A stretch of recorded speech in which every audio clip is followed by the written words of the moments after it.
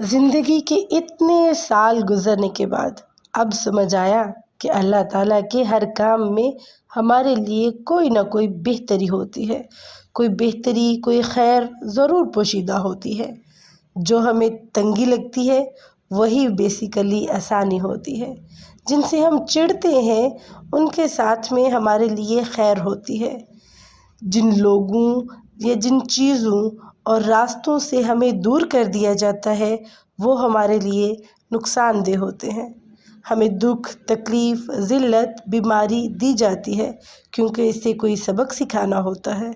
ہمیں گرایا جاتا ہے، کیوں؟ بلند کرنے کے لیے۔ توڑا جاتا ہے، کیوں؟ دوبارہ نئے سرے سے بنانے کے لیے۔ ہماری خامیاں ہم پر عیاں کی جاتی ہیں، کیوں؟ ہم خود کو بہتر بنا سکیں۔ سبحان اللہ، سبحان اللہ۔ اگر ہم قدرت کے قوانین کو سمجھ لیں تو زندگی بہت سہل اور خوشگوار ہو جائے۔